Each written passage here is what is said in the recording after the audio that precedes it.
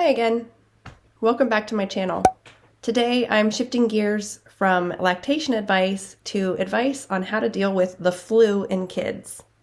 Influenza, or the flu, is a virus that we see primarily in the winter months, and it's classified as either flu A or flu B.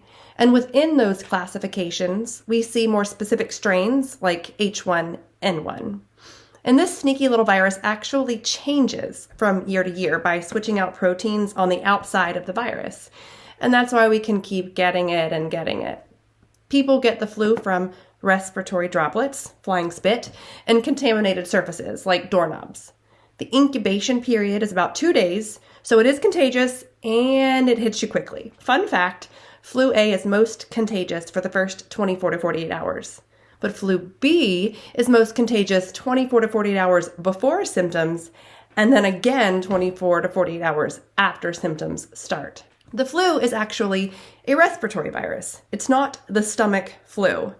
The most common symptoms are fever, headache, body aches, and malaise, one of those medical words we use that means you feel like poo. And younger kids tend to have higher fevers, more GI symptoms like diarrhea and vomiting.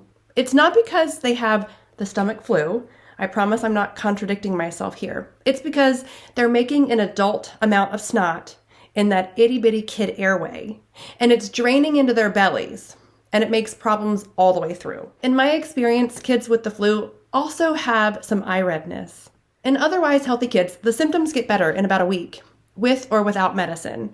But just like other viruses, the cough and malaise, or poo feeling, may last even longer, just as your body is bouncing back.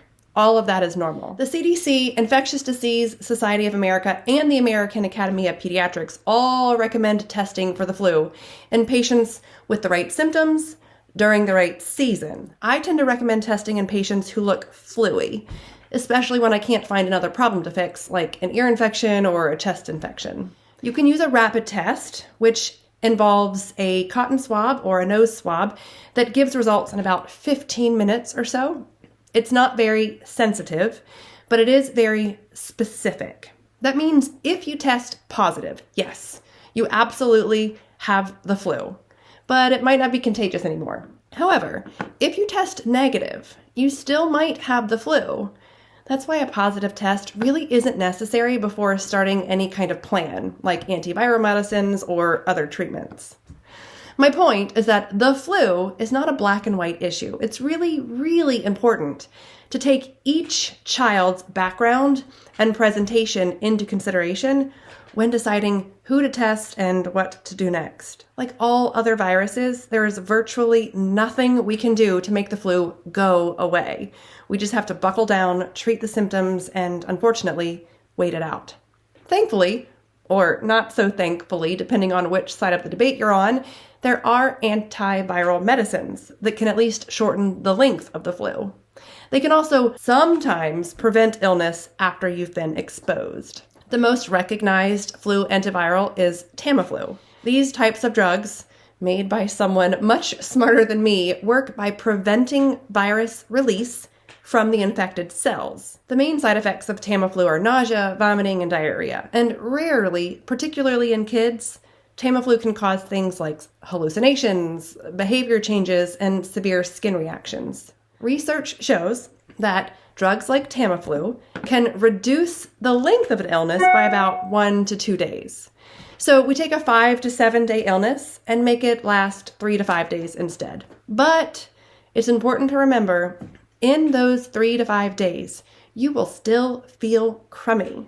So it's really important that you still treat your symptoms. If you think you or your child has the flu, you can request testing, particularly if it's within the first day or two of symptoms. Then you want to talk with your medical provider to find the best plan for you or your child, and then get tips and tricks for treating the flu symptoms. You might want to pick and choose medications for specific symptoms rather than choosing a combination product. But at the end of the day, you're the only expert on your body and your baby. I hope this information helps. I know it's hard, but I also know that you can do this. See you next time. Have a good one.